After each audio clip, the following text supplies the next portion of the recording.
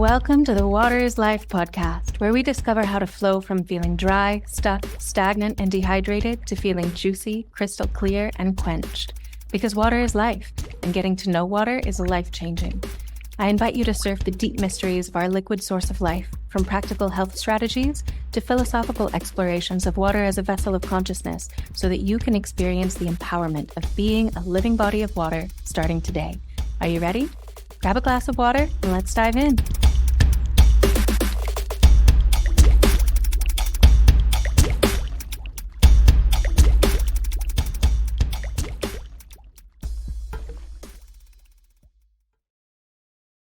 Hi, friends. Welcome to episode 1 of the Water is Life podcast. Today, I'm thrilled to be sitting down and having an amazing discussion with Veda Austin.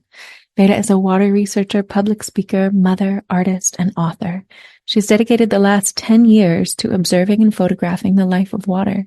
She believes that water is fluid intelligence, observing itself through every living organism on the planet and in the universe. And her primary area of focus is photographing water in its state of creation, as she calls it, or the space between liquid and ice. It's through her remarkable crystallographic photos that water reveals its awareness of not only creation, but thought and intention through imagery. And you'll hear all about that incredible crystallography technique in our discussion today. Hope you enjoy. Before we get our feet wet with this week's topic, make sure you're subscribed so you always get the current episode. And if you take a minute to write a review, this helps others to find this wellspring of hydrating wisdom too. I pour out my thanks to you for taking the time to water this podcast so it can grow by sharing your review.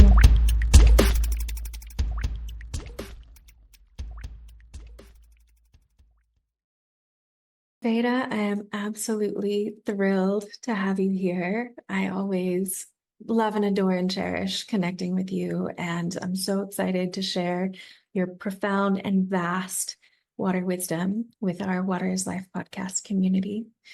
So I want to start by asking, how did you first fall in love with water? So what were your first aha moments when you started to recognize that maybe there's more to water than we typically realize? I would say when I asked the question, what is water? There were several things that happened for me to get to the point of asking that question, of which I'm happy to share. But there were some pivotal things that happened from a healing journey that I went through, where I experienced a profound healing with water. And it was a very specific water. And so I was asking the question as to what makes this water different than the other waters that I've been drinking. Mm. And then I started to look at an analysis of that water. It was a particularly naturally high pH water. So out of the ground, its pH or power or potential of hydrogen was 9.9. Extremely Very naturally high.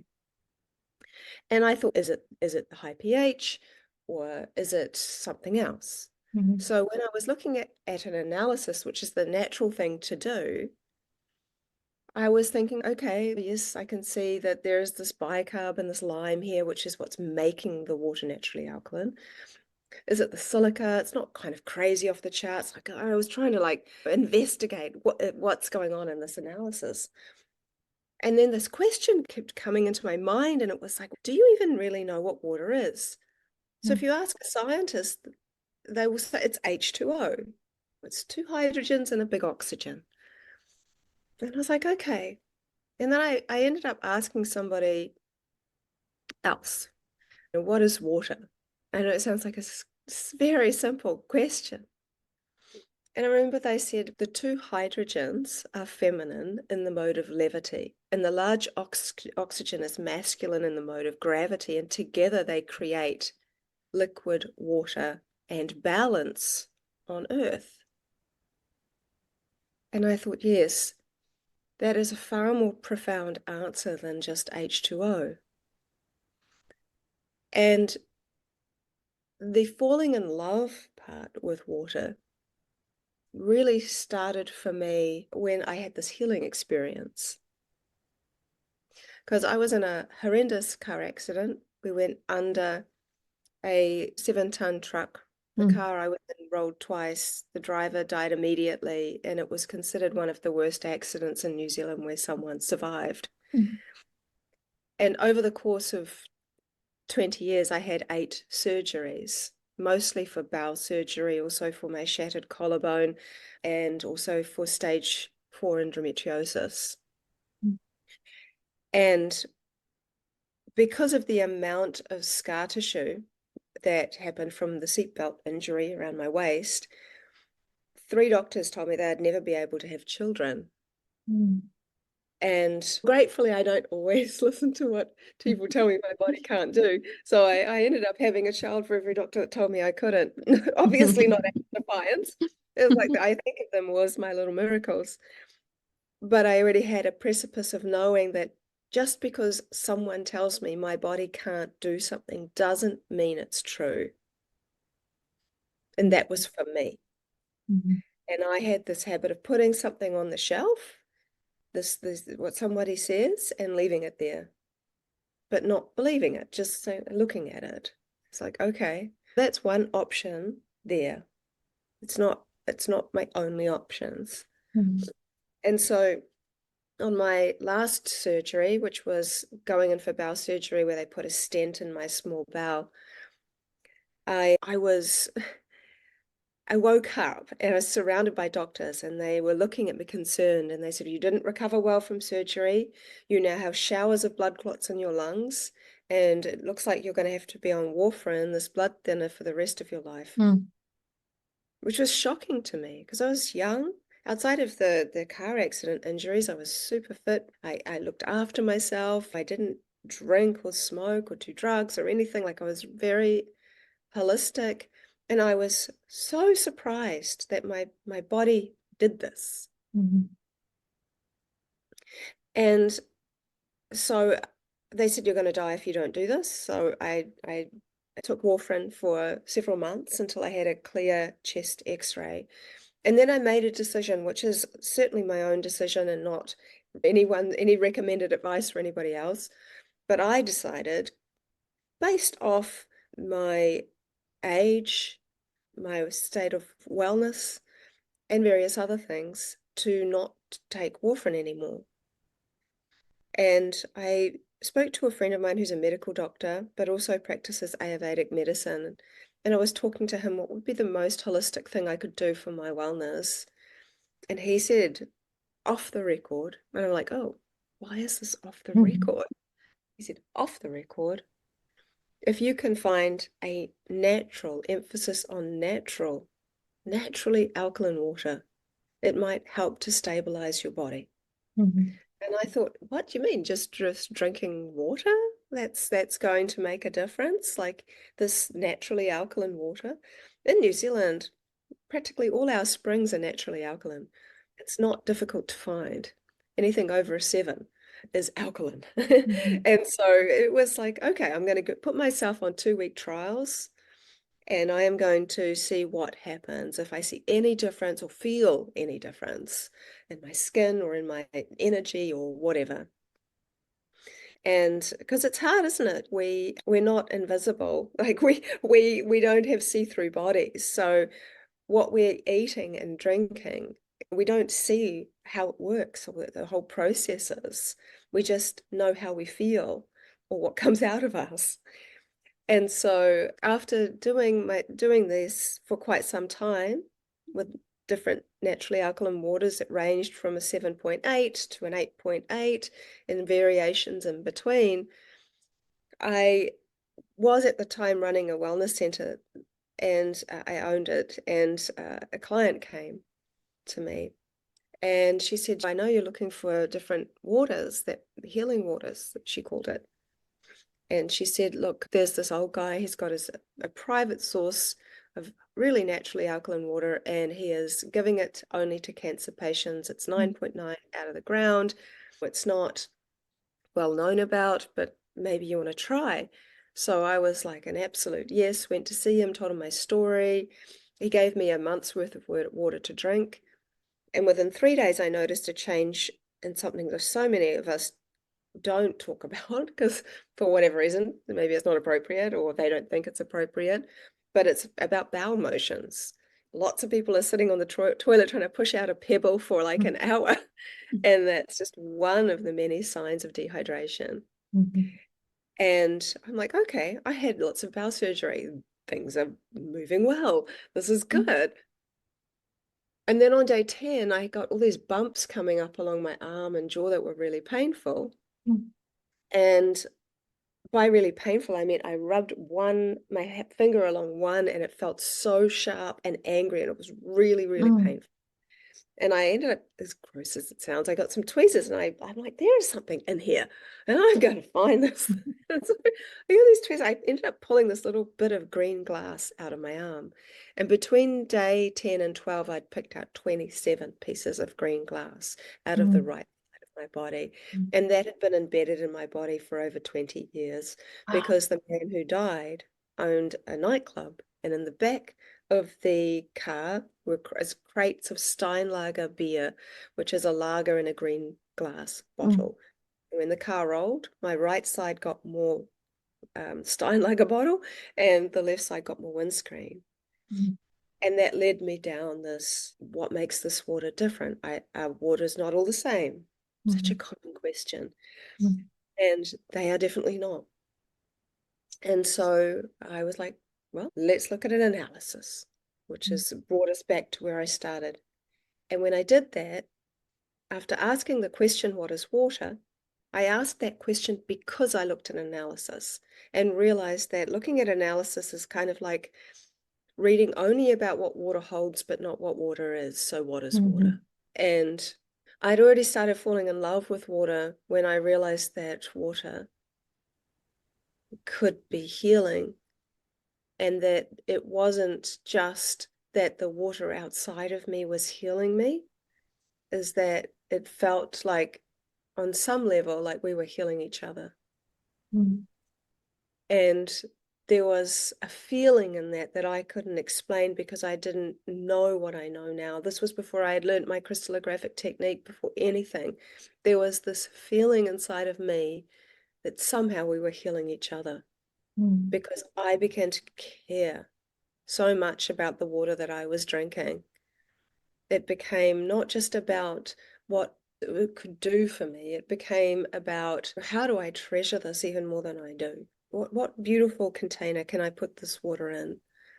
This became like a liquid medicine for me, a Mm. medicine of which became me, and there was some reflection of me in it.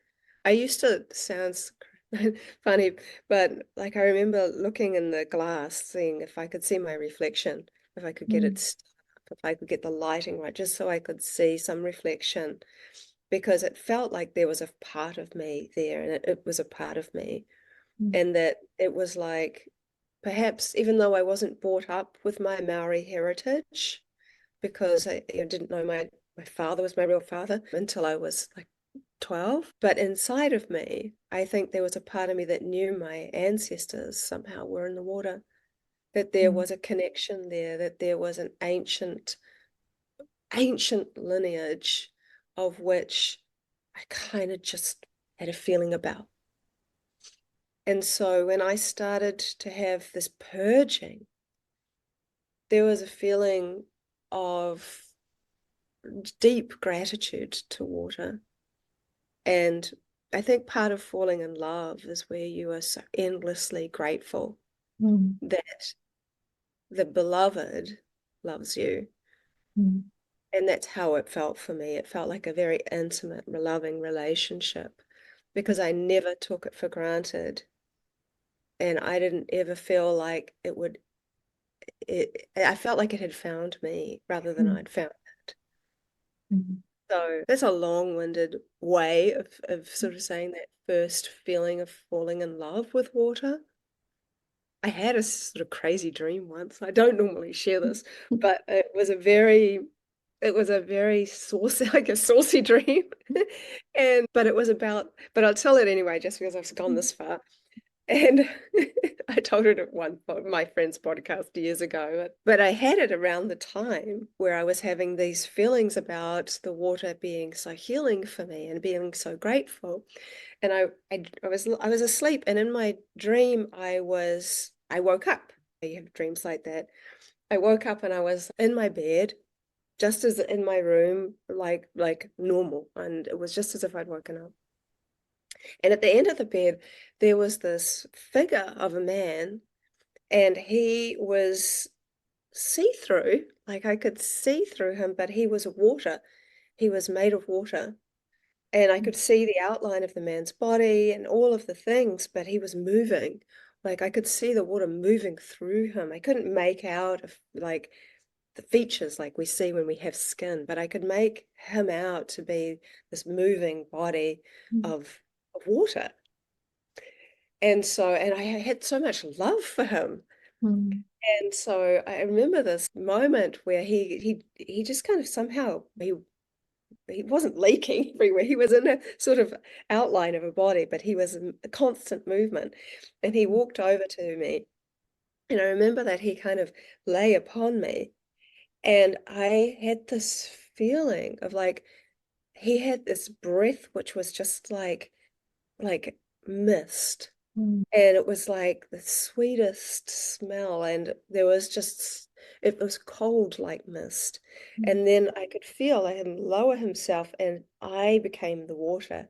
We Mm. both became bodies of water into one body of water. Mm. And it was the most intimate and beautiful aspect or dream about water that I'd had, because I could feel all aspects of phase. I could feel a plasma phase and an icy phase and a misty phase, and then there was just this movement of the waves, and so we became this wave together. Mm. And then it was just such a heightened feeling. And then afterwards, he just evaporated. Mm. And there was just this feeling. And I woke up, I had little goosebumps all over me because it was Mm. such an amazingly strong feeling. And so it was almost like something very profound happened within that dream. It felt so real. And so, yeah, we start talking about falling in love, and that was like, I think that was so profound that I never forgot it.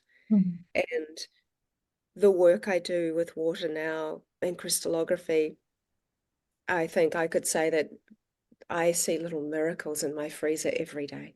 Mm.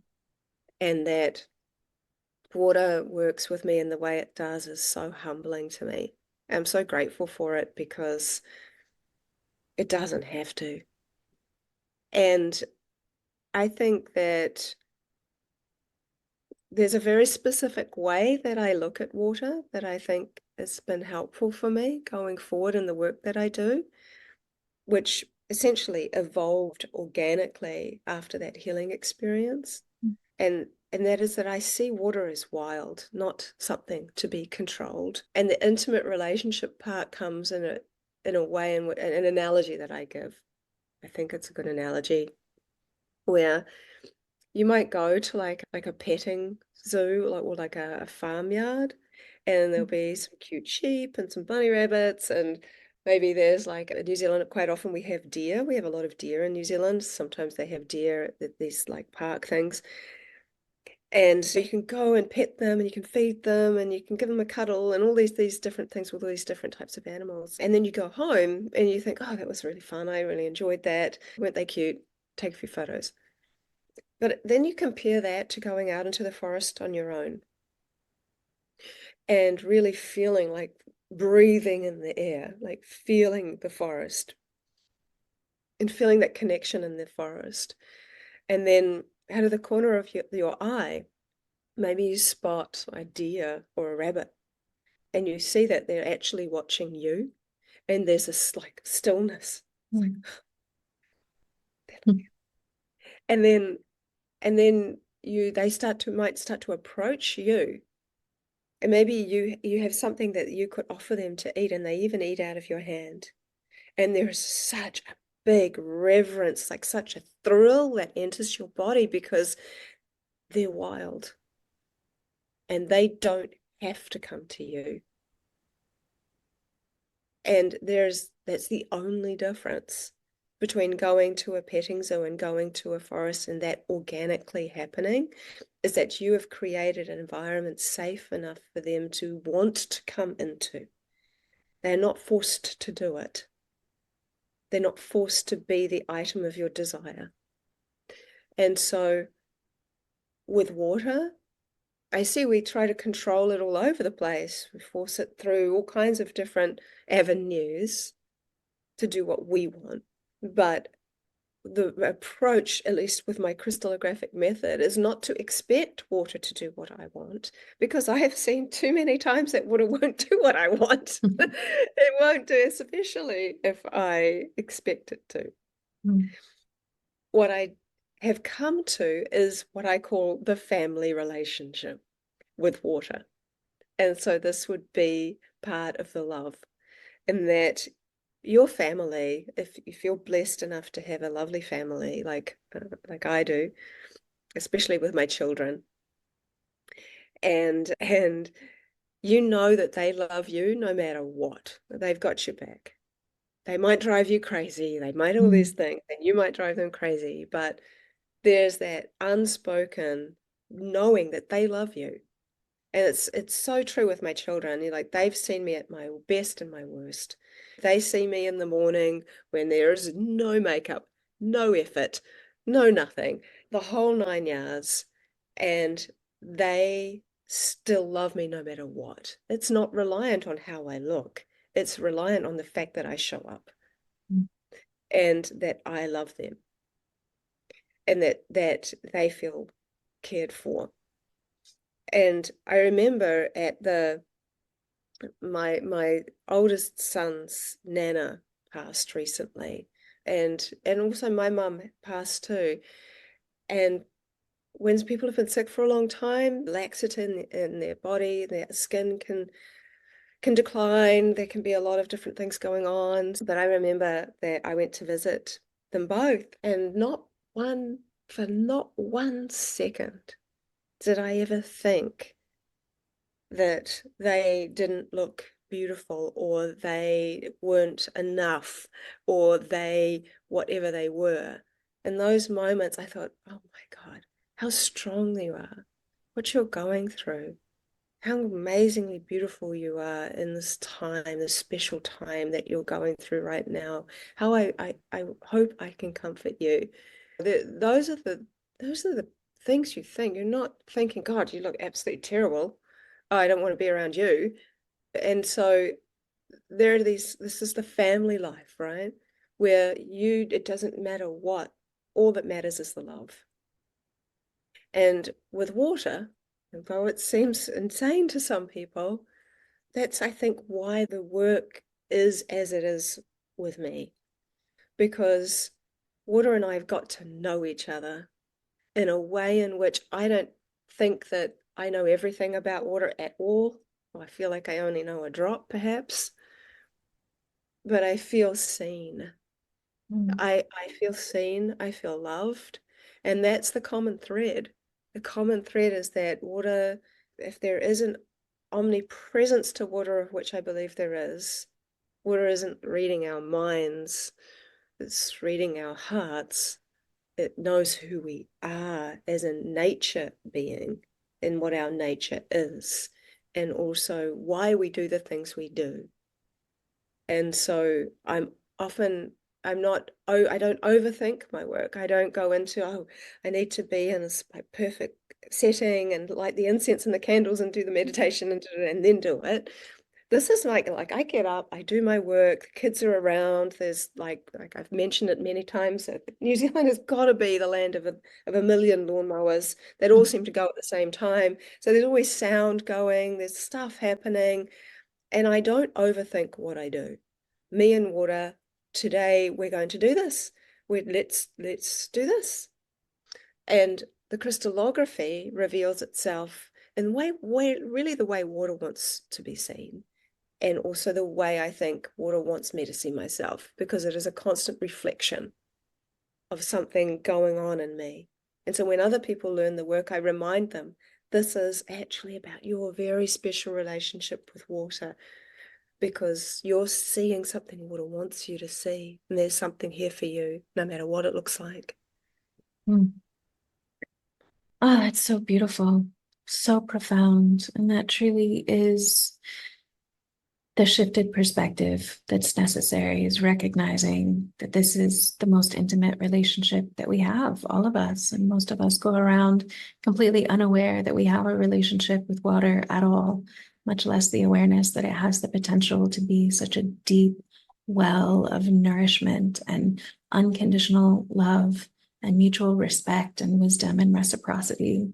And I love that your story touches on that from so many facets, from the mental facet of wondering what is water, to the very physiological facet of having water push glass out of your body and only 10 days of drinking it that had been lodged in there for 20 years, to the very emotional facet of meeting this incredible water being, to this spiritual realization of her sentience and her consciousness. And you mentioned something before about how with your technique, with your crystallographic technique, it feels like you get to witness miracles every day. You get to witness these little miracles in your freezer. And I would love if you would share a bit more about some of those miracles, if you can share some of the specific stories of these miracles in your freezer that have happened. What have been some of the most astounding or the most impactful things that you've witnessed from water? Sure. There's been so many, all from different perspectives, I suppose. Someone asked me once if I could manipulate water. And that was years ago. It was an interesting question at the time to me, because I'm like, I wouldn't want to do that, but like I actually had no idea. And so like, I think the question was, can you trick water? Mm. And I've come to know that water is an absolute lie detector test. But there was something that happened when I went about actually seeing if I could do this, that made me go, it really, I couldn't do this crystallography for a week afterwards. It really shook me. So I said, and I know even that sounds nuts to some people, but again, this is a relationship-based work, and I am doing whatever comes. So that includes asking questions sometimes. So I said, can you just show me something really profoundly beautiful, something really, really special, just between me and you, an intimate picture that will be something very special for both of us. And I immediately froze the water using my freezing method. And I was so nervous because I had lied. My intention was that I was going to show it on social media. The question the person had asked me was, can you trick water? So I'm like, I know I'm going to share this. So my intention was that I was going to share it. So essentially, I was lying. Mm. And I put it in the freezer immediately because I was really starting to feel guilt. And I thought, oh, what? Because I was using spring water, as I often do for my crystallograph. I don't, always, but I do like to use spring water. I thought it's definitely going to be, it's probably going to be destroyed, like structurally, because water isn't going to have any of that. But that's not exactly what happened. So when I took the sample out, wiped the back, it was blindingly obvious that there were two letters in the ice amidst some disorder. And the two letters were NO. Mm. It was a great big no from water. And I remember just being so shocked, because it was a word that was like an absolute no. And it freaked me out. Like, I've been times where I've been really freaked out. The very first one I ever took, because I was curious whether or not water really could store information after seeing various other people's work. And organically thinking, let me try. Like, I don't have a microscope right now, but I have a petri dish because I was working on a project, and I have some great water that helped heal me. Let me put some of that in there, and then and then I was thinking, oh, project a thought. Moto's work, it was inspiring for me to think, what could I do? Let me see if there's something to it. Friends, are you thirsty for spring water in its purest, wildest form, untouched by chemicals or processing, but maybe you don't have a nearby spring where you can harvest your own? We've got you covered with Alive Waters. They deliver fresh, raw, unprocessed spring water straight from a pristine, natural primary spring right to your doorstep. This water is wild and undomesticated, just like nature intended, packed with minerals and full of life force energy. And the best part? It's delivered in stunning, eco-friendly Flower of Life glass bottles designed to energize the water even further with sacred geometry. Delivery is available in Austin, San Antonio, Miami, San Francisco, LA, Portland, and New York. If you're not in one of those areas, no worries, you can still order their beautiful Flower of Life glassware from anywhere. Just head over to waterislife.shop for all the details and use the code WaterIsLife for 15% off your order.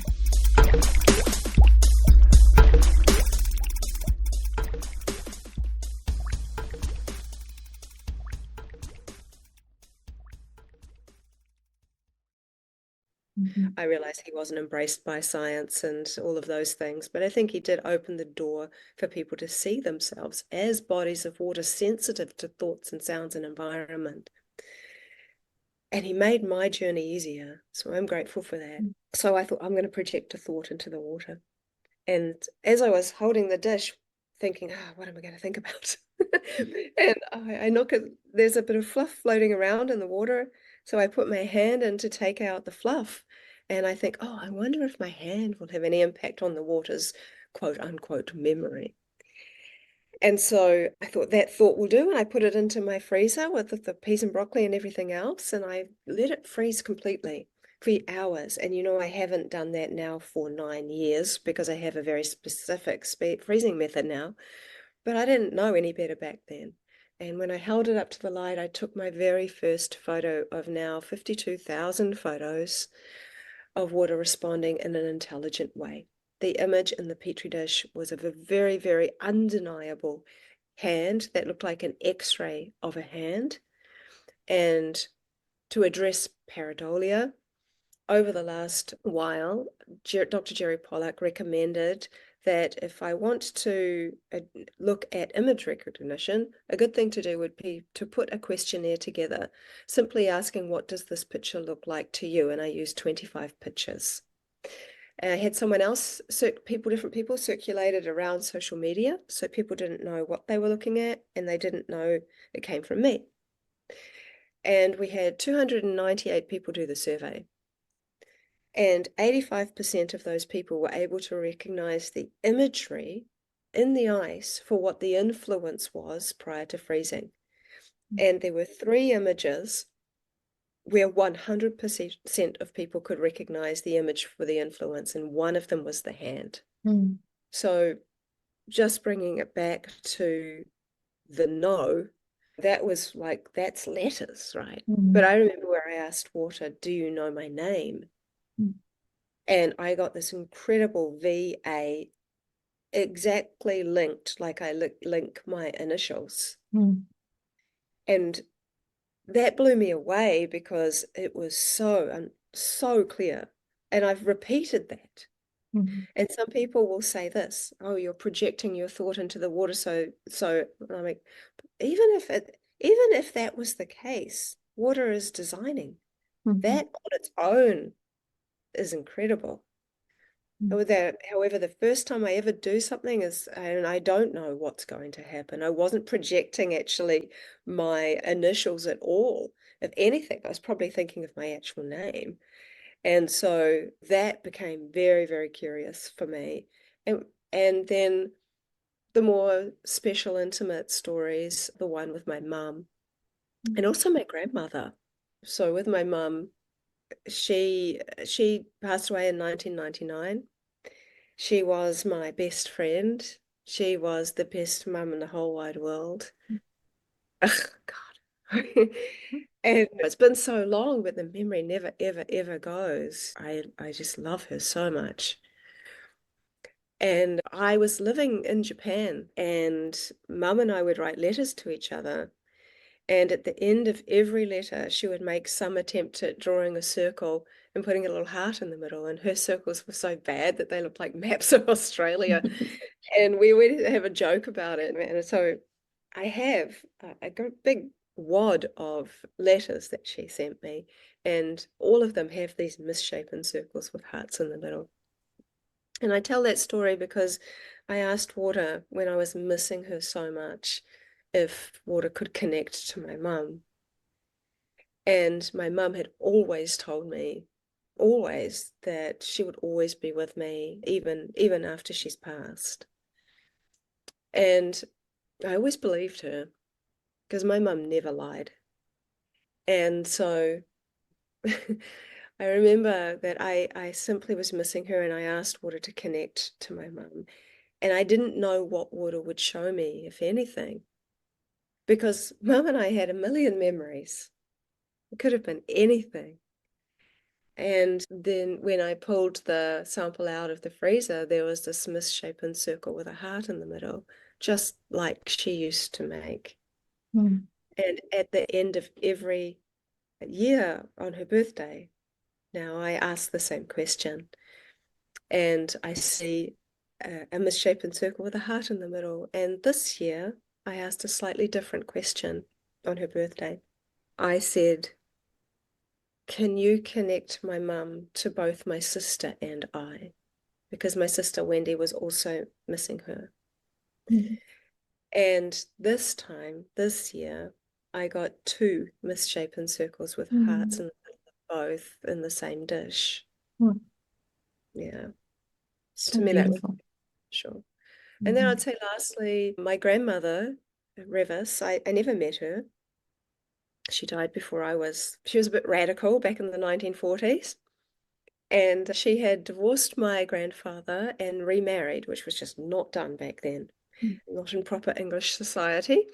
And so she flew, they were flying, her husband, husband and her were flying from England. They flew to Miami.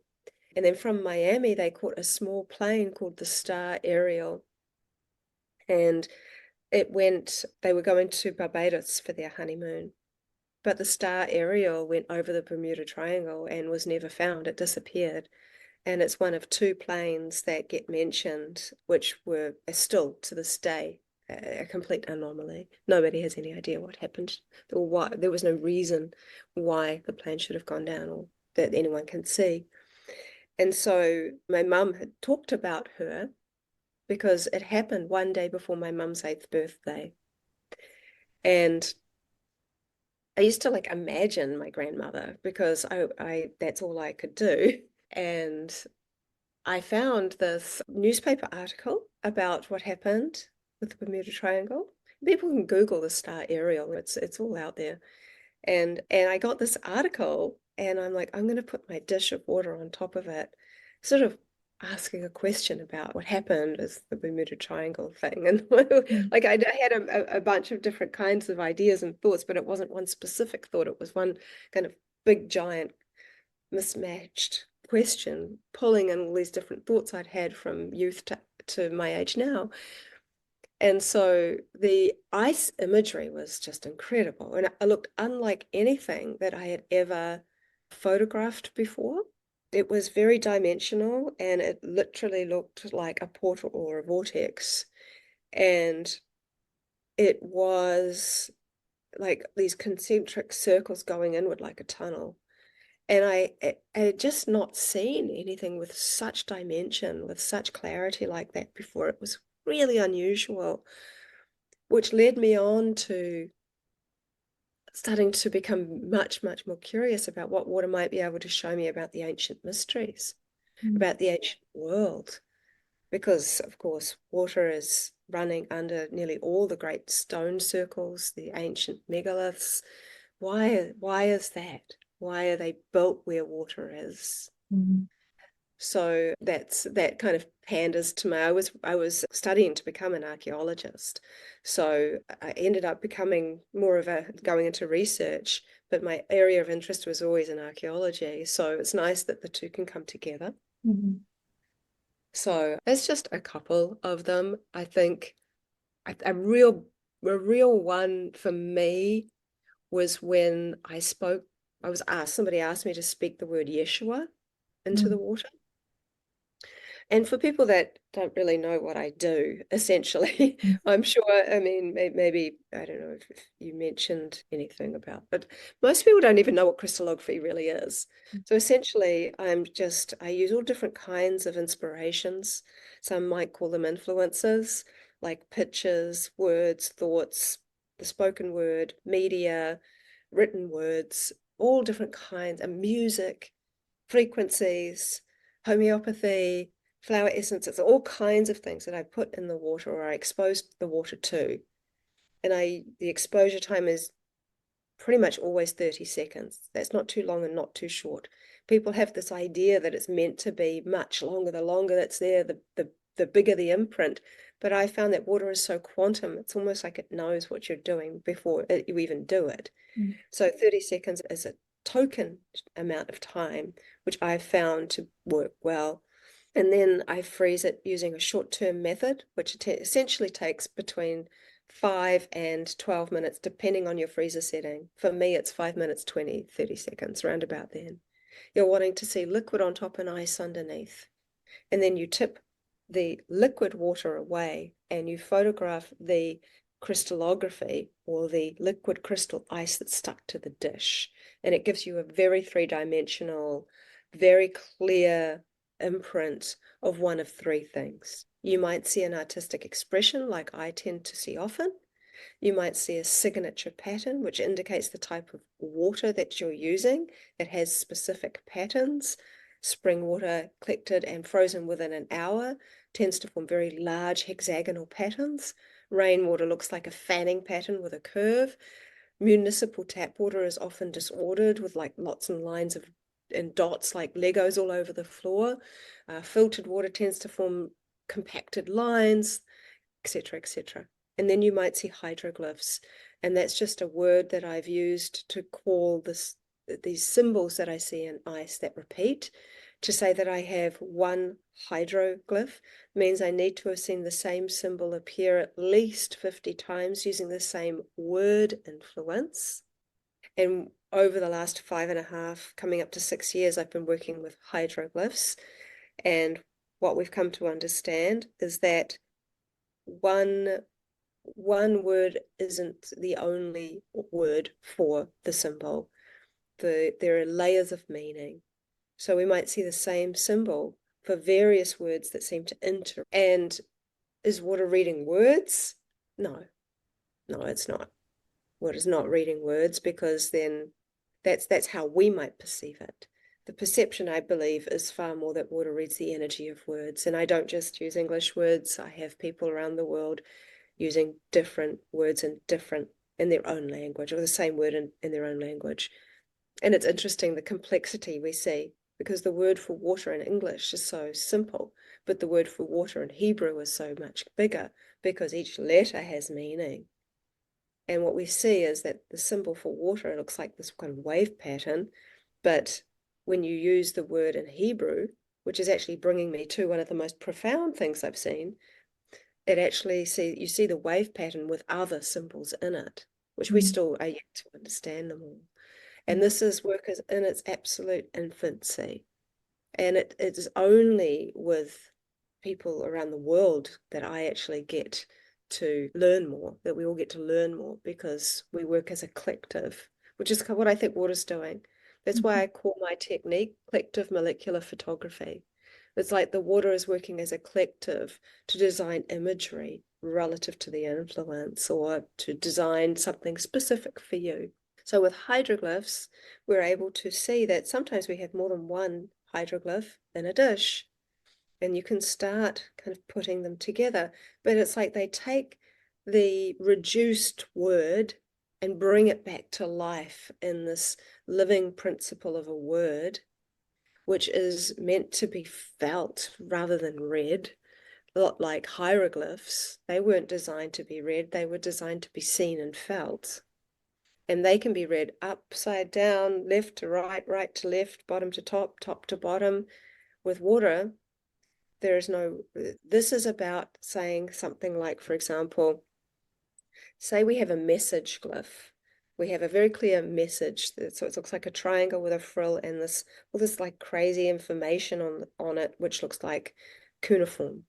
So there's a very specific thing that the message glyph, it means, we know it has the energetic meaning of meaning message. And so that message might be there.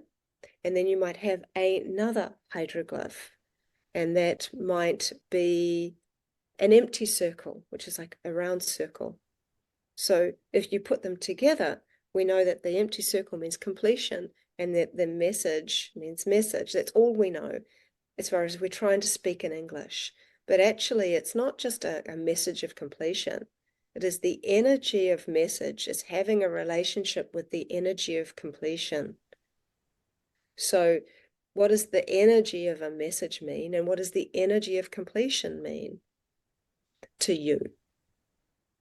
And it is a very unique language of which is not limited to being seen, being photographed, or being read in quotes. It can be embodied. So you can literally eat the ice and take on the information of that word that you've used. And some people report having kind of almost homeopathic results from eating this liquid crystal stage of water. This isn't about freezing blocks of water solid and eating ice cubes. That's not the same. It is using my freezing method to get it to this liquid crystal stage where there's that liquid on top and ice underneath, and you tip the liquid away and you photograph. That's a very unique stage, that fourth phase plasma stage, where water is very bright and light. And I think the information exchange comes through light. And I can get into why I think that. But this all comes back to someone asked me to use the word Yeshua. So I spoke the word. And I didn't have any expectation at all of what I might see or not see. But the image in the ice was of this incredible cup and or like a chalice, and with lots and lots of different patterns on it. But my eye always goes to the odd thing out. Is what's different about this? And so I looked and at the top right, and there was something that looked like writing. And to me, it looked like an ancient writing or some kind of different writing, but I didn't have a clue what it meant. It just looked like something to me. And I'm like, oh, you know what? I'm going to put this on social media and just like highlight the thing that looked like a word and just see if it makes sense to anybody. I mean, it was a long shot. Again, we are putting liquid water in and then seeing imagery coming out. It's really amazing. But that was a real long shot for me. And so I did it. And then the next morning I woke up. I think I did it before I went to bed, and I woke up and I had over 1,000 messages. Everyone said that it was actually Hebrew for Yeshua. And they were able to, someone had even managed to take some screenshot of it and put it into Google Translate, like some way of doing it, and it came back as that.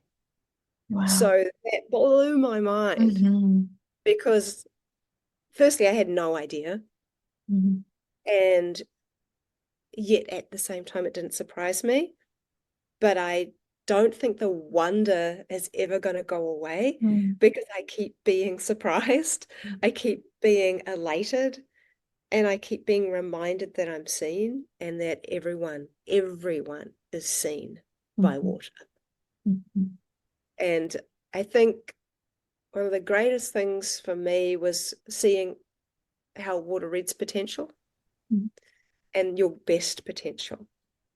So when I've put like a sunflower seed in the water, for 30 seconds and removed it because I was very curious about seeds and biological things. And water didn't design the seed. It designed the outcome of the seed. It designed the sunflower. Same thing with the flaxseed. It designed the pod from where the flaxseed came from, which is like the fruit of the plant. Apples, I've used the apple seed and seen the outcome of the apple. Interestingly, I've also let that melt, that crystallography melt, and then refrozen it like several hours later and seen an apple still there, and then let that melt and refrozen it 3 days later and seen that the apple imprint is still there. And I do use this method a lot where I let it the same water melt and refreeze.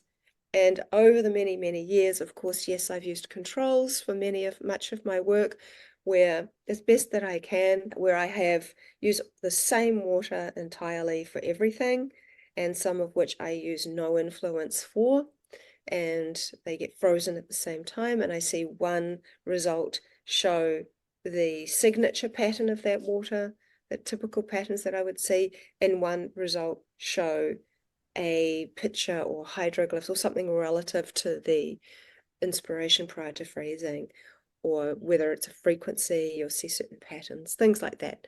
I use tap water a lot because tap water is very disordered naturally, like as organic patterns tend to be disordered, but it's also the quickest to change, and that shocks people because people talk about, oh, it's no, you don't want to drink it, it's polluted, it's got all of this stuff in. But I don't think that I'm working with water on the purely physical level. There's three main stages of freezing. The stage that I take my water out, where it's sort of partially frozen, where there's liquid and liquid crystal, and then there's like an ice sandwich where there's liquid water in between two layers of ice, and then there is a solid. I think of them as spirit, blood, and body. And the spirit aspect of water is where we're seeing the most incredible crystallography, the most responsiveness. It's where water isn't frozen solid, so it can't do anything more. Water is in the process, in the state of creation. That's a very potent stage of freezing. And so being able to see how water responds in all these different ways is really remarkable, but there is a real essence in this unique stage, in this fourth phase stage where I am working, and that lots of other people are doing. Like I've taught thousands of people how to do this, and I'm able to share a lot of their work. So it means that to me, that's been a really important piece about this work, is sharing other people's work. Because it shows that it's not just me that this happens to, that people see imagery, they see hydroglyphs, they see signature patterns. And one interesting observation has been I give beginners workshops once or twice a month, and I keep them small so I can manage to work with every single person on the call and do crystallography with them. So there's about 20 people all up. And what happens is that so often we see that even though people are from different places in the world, they're using different waters. It's like the water syncs up, and we start to see similar patterns to the first demo that I give with my water. And that's really interesting. It's like there's a collective that happens where water is working together with all of the other waters through the screens on Zoom. We're not physically together. So it's really quite an interesting observation. Wow. So many fascinating observations, so many moments of miracle and surprise. And it must just be endlessly fascinating doing this work and getting astounded every day, getting to be in that state of childlike awe and wonder at the great mystery of water, the great mystery that we're made of, that's all around us, and that there's still so much yet to be learned and discovered and explored about her. And I think one of the most beautiful aspects of your work and your relationship with water and the way you communicate about water is this profound understanding of water as consciousness, that water is conscious. And so I'm curious to hear more about your perspective on water's relationship to consciousness, water's relationship to God. You mentioned before that you think that light plays a big factor in how the water is designing and doing her works of artistry. So I'm curious how you envision that as happening. I think light is such an important piece. I quoted someone who wrote a book, I can't remember the name of the book, you might remember, and he said that water is only one part matter and the rest is photons or photonic light, which would make water a lighthouse or a container of light. Mhm. And in the freezer, as water is beginning to freeze, quite often it will start freezing from the edge, not always. Sometimes, oddly, it starts in the middle. But because water is so unpredictable, but so mostly water starts freezing from the edge of the petri dish going inward. And it sends these little ice shoots out as it's starting to phase change. And at the end of these little ice shoots, I filmed and photographed light coming out of the tip that looks like a halo. And now I'll share a story about an Indigenous woman that told me something that made sense of this to me, anyway. She said that she could speak to bees, and that one day a bee somehow communicated to her and said, "We don't mind you looking at our hives," because she'd look at their hives for long periods of time. "But please don't look at it for so long, because your conscious expression is putting too much light in the hive and we like it to be darker." Mm. So suggesting that where we put our conscious expression is also where we put our light. And what I've seen with water and seeds is that water is constantly reading the highest potential. And I find that interesting too. So what I actually think is happening in the dish as it's freezing is that actually it's light that's paving the way for the design of the imagery. And it's light that is receiving the information. And it's the light within the water that is receiving the information through the light that comes from us. So there's an absorption of information in a sort of similar way to Thomas Hieronymus's observation. So Thomas was a radio engineer who is one of the people who inspired me to start my work. And he observed that the freshly placed organs of an animal appear to be affecting the way the frost freezes on the glass behind where the organs were placed. Because he walked into a Parisian meat market on a frosty day and he made this note, or noticed this, and because he was noticing that above the liver organ there seemed to be a crystalline imprint on the glass behind it of the shape of their liver organ, and same with the heart organ, and so on and so forth.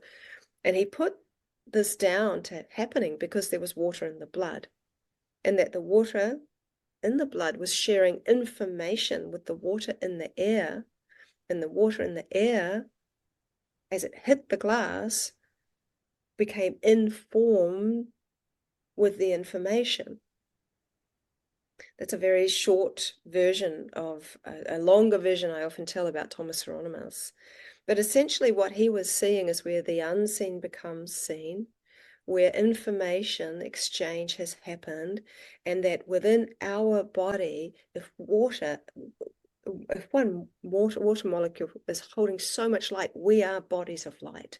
There are trillions of water molecules in our bodies, and there is more water molecules in our bodies, not only than stars in the Milky Way, but than all people on Earth. There are more water molecules in our bodies than every single person on Earth. And every one of those molecules is reading our greatest potential. And so where I think that where there is light, there is some phase of water. And that where light goes, water follows and embodies and houses. It's always looking to house light. So those two are so intimately intertwined that when you bring up the idea, is water conscious, or is our consciousness impacting the water, or is water consciousness, I think that we know so little about water, which means we know so little about ourselves, that I think there is, of all of the chances of something holding consciousness, storing like the Akashic records, I would say it would be water. Friends, are you thirsty for spring water in its purest, wildest form, untouched by chemicals or processing, but maybe you don't have a nearby spring where you can harvest your own? We've got you covered with Alive Waters. They deliver fresh, raw, unprocessed spring water straight from a pristine, natural primary spring right to your doorstep. This water is wild and undomesticated, just like nature intended, packed with minerals and full of life force energy. And the best part? It's delivered in stunning, eco-friendly Flower of Life glass bottles designed to energize the water even further with sacred geometry. Delivery is available in Austin, San Antonio, Miami, San Francisco, LA, Portland, and New York. If you're not in one of those areas, no worries, you can still order their beautiful Flower of Life glassware from anywhere. Just head over to waterislife.shop for all the details and use the code WaterIsLife for 15% off your order.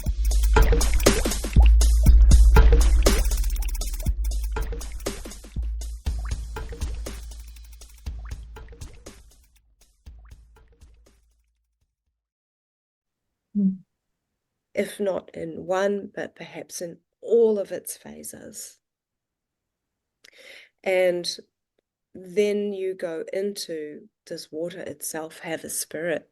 If one just as a side note, one person said to me once, perhaps water is expressing its consciousness through us and every living thing on the planet and beyond, to observe itself from every different perceivable and imperceivable perspective, which is a very interesting idea.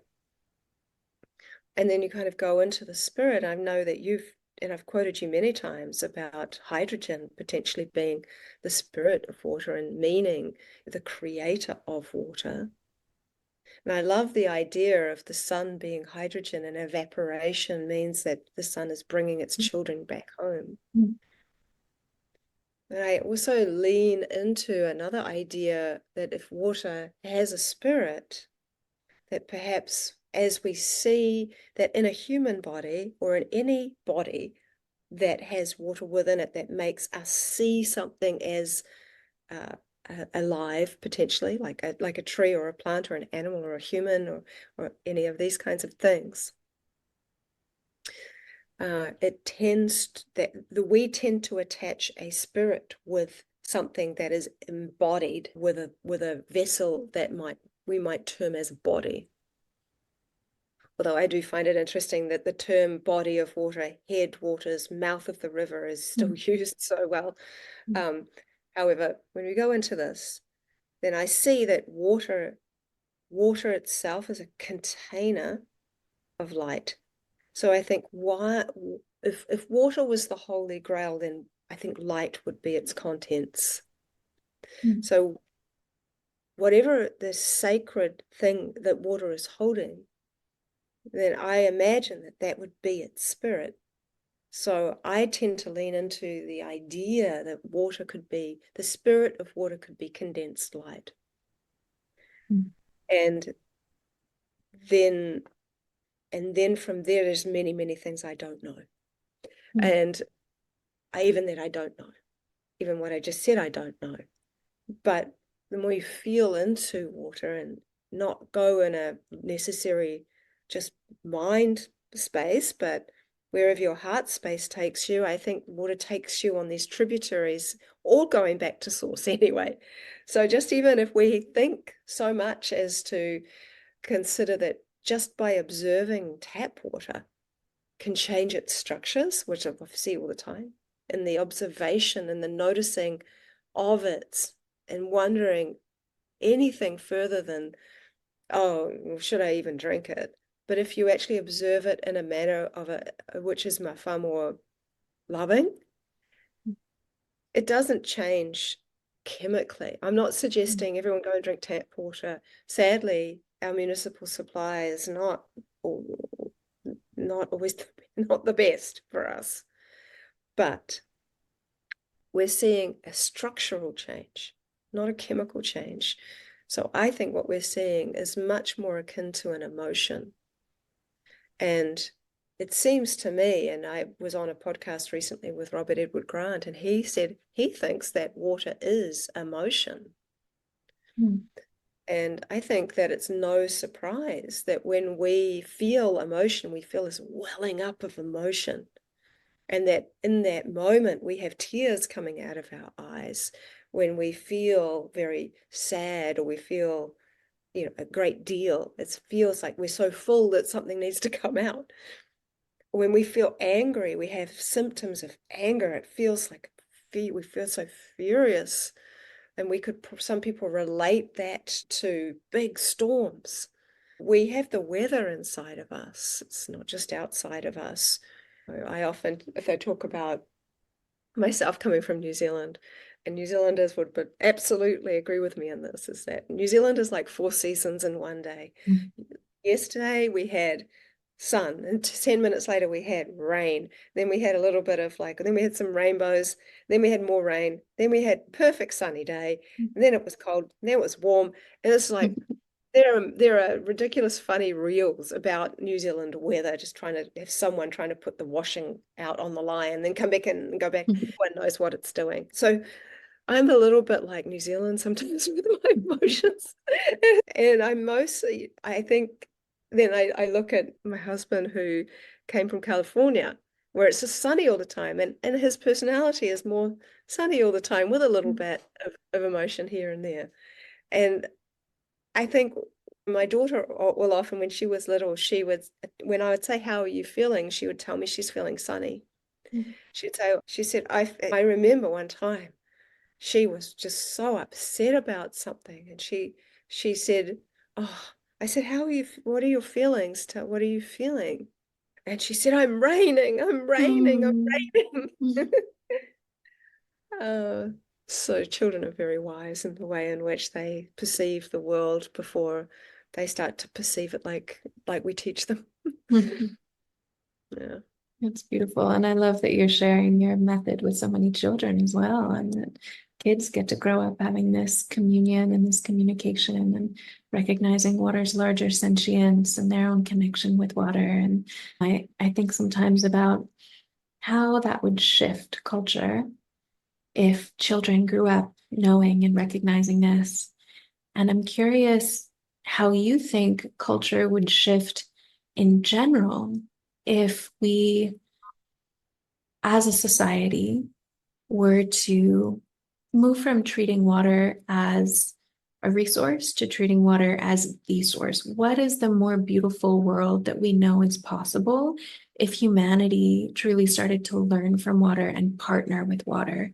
What is your vision for that? I've seen already, just in my little part of this world, people's lives change from doing the crystallography, Mm. because doesn't just change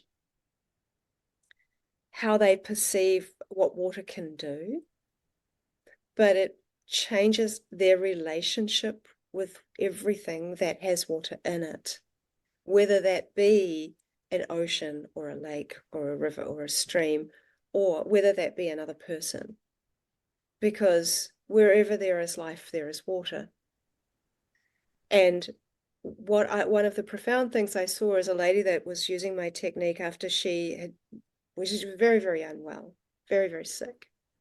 And she could only afford, all she could do was use the filtered tap water that she had, from my understanding.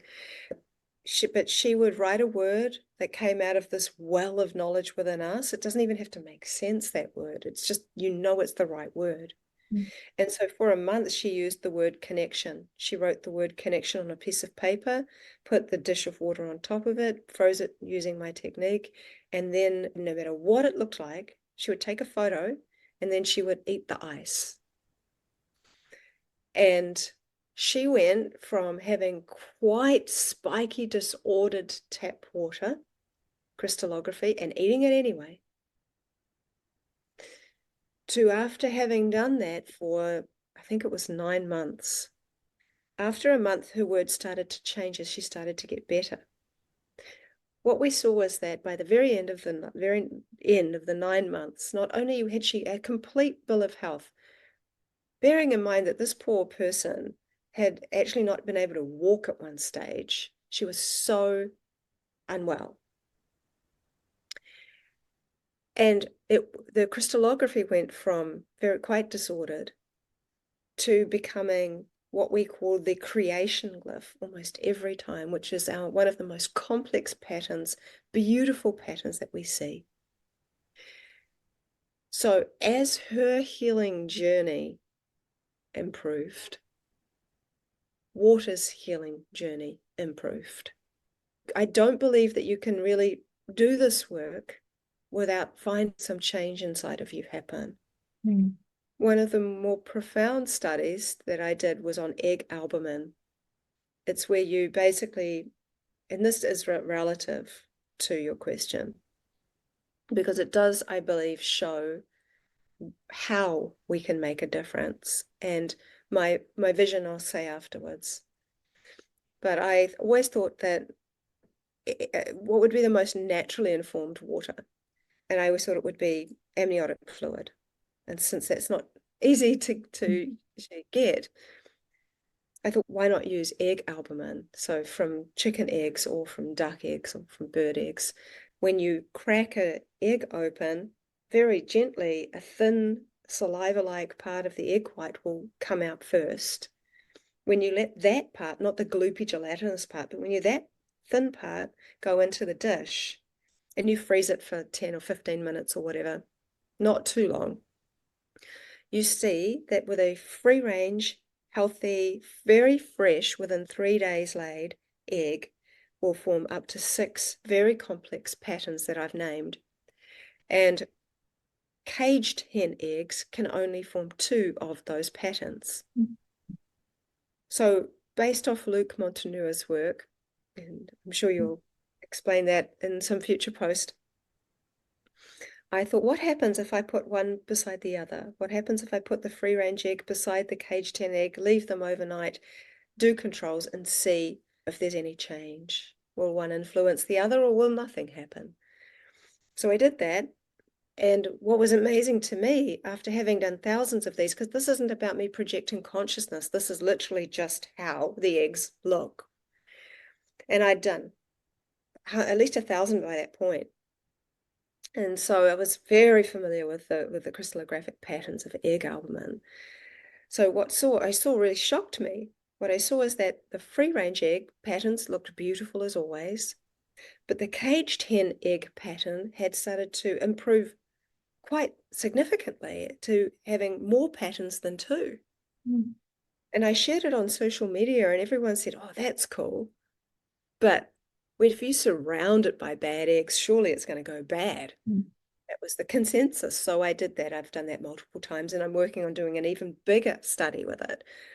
But what I did was get the free-range egg, put it in the middle, surrounded it by caged hen eggs, did controls. The caged hen eggs all came from the same batch. And what we saw was healing by proximity. The free-range egg in the middle was unaltered in its structures, beautiful. The caged hen eggs closest to the free-range egg all improved so significantly that they looked like free-range eggs. And the ones further away improved, but not as much.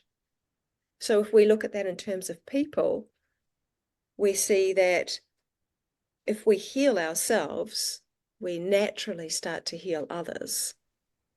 And within that, what I think is what I'd like to see if people started to really take seriously this question of water. What is water? How can we begin to change a society through the understanding and the observation and the caring of water? How would that look like? I think that that is the wave, that is the flood, that is the most important thing, the most real thing that could make the biggest change in our society, in our lives, and in our world. The study of the nature of water, because that is the study of what it is to be alive, to be living.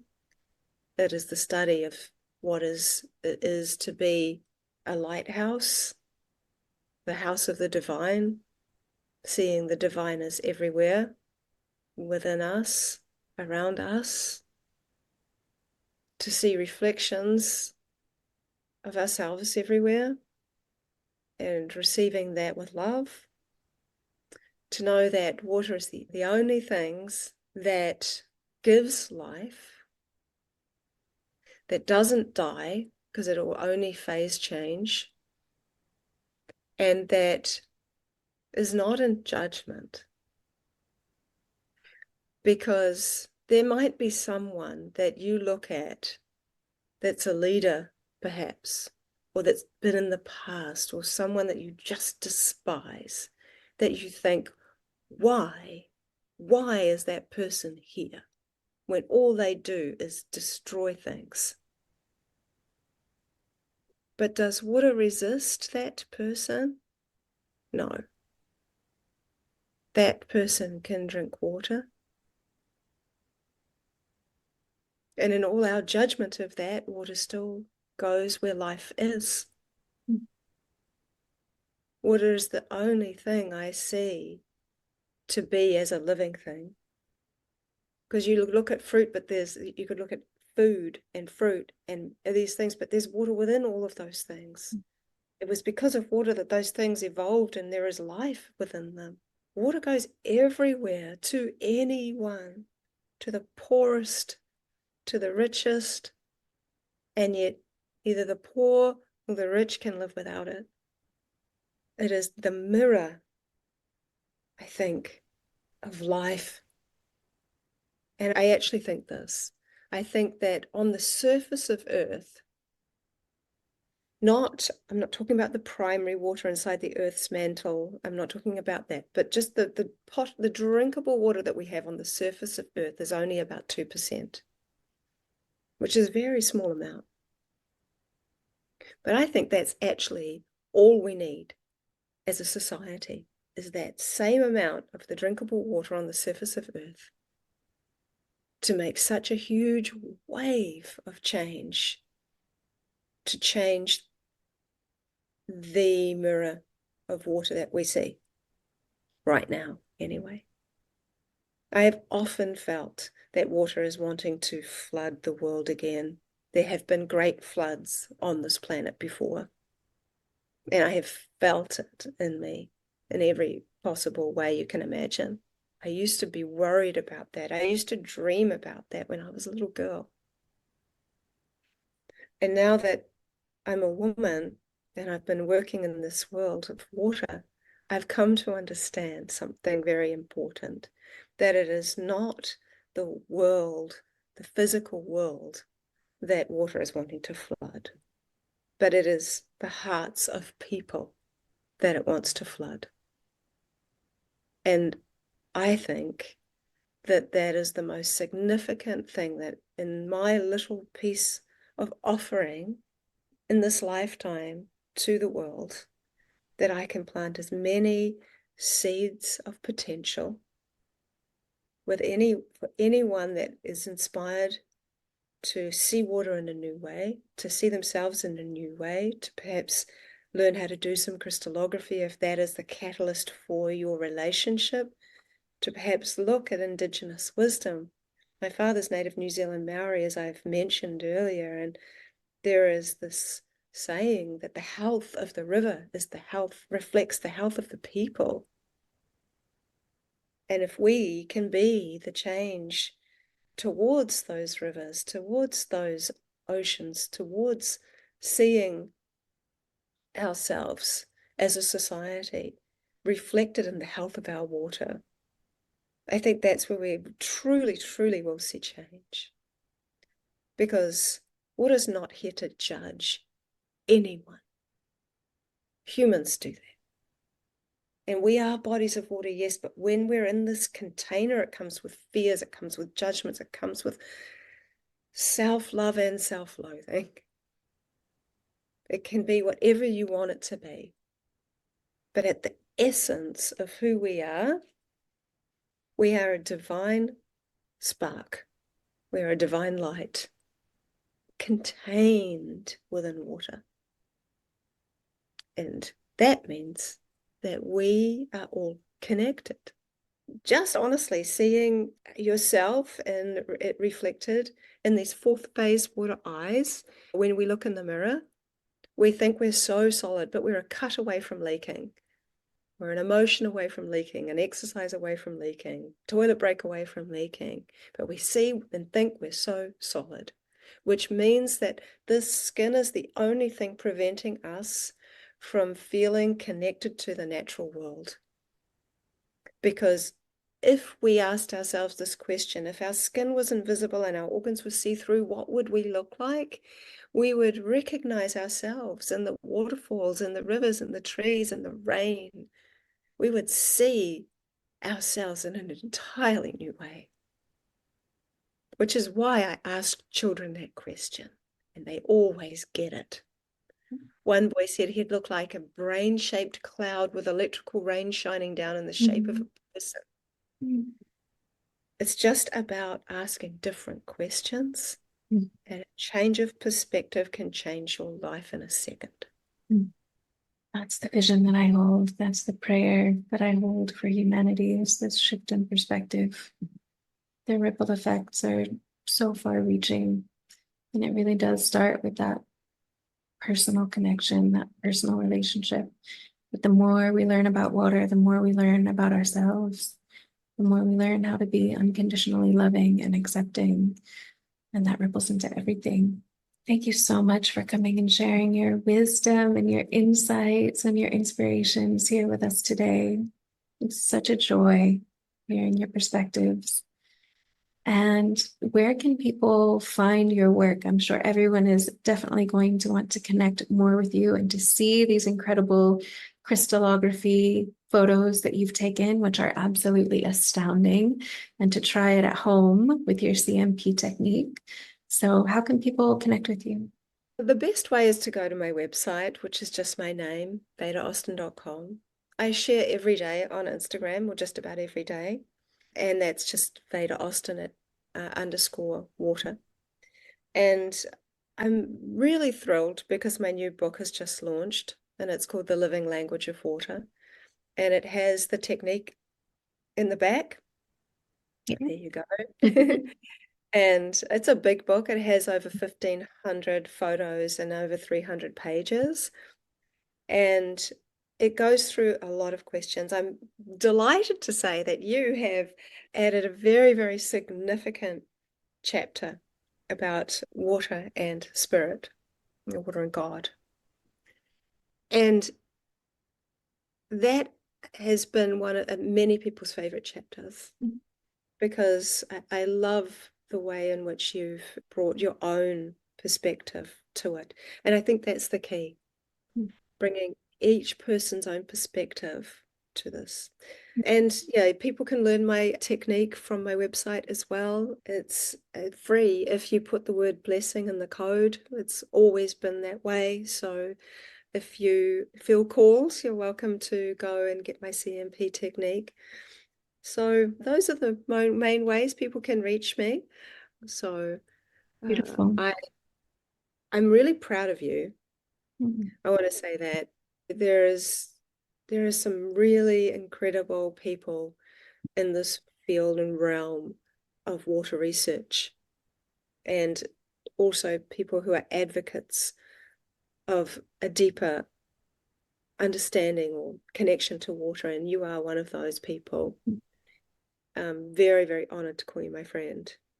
And the water in me really loves the water in you. And there is such a very special connection that I have with you. Mm-hmm. And I'm very grateful to know you, call you my friend. Thank you so much, Veda. It's so mutual, so reciprocal. You're such a dear sister, and I'm so grateful for this connection that we have and the ways that water has brought us together. I'm excited to see what unfolds and evolves from here. We get to spend the Waters Life retreat together in Bali coming up soon, and possibly in New Zealand next year. So many more co-creations to come. And it's just always such a joy to connect with you. I knew even long before we met that I would absolutely love you. And then it was such a delightful surprise when we actually did meet. And I'm like, wow, this is a true soul sister. There's nothing like the real thing. Oh yeah. Oh yeah. It's the best. And of course, you know how much admiration I have for the work that you do and just how much love and support and how proud I am of you for everything that you're doing. And it's world changing, it's life changing, and you are the perfect vessel for Water to choose to bring through her wisdom and her guidance in this way. You embody it with such integrity and such clarity and such honesty, and it's absolutely magnetic. Oh, thank you. I received that with lots of love. Everybody, thank you so much for listening to the podcast today. I hope you will get in touch with Veda, follow her work, and as always, be well and stay hydrated.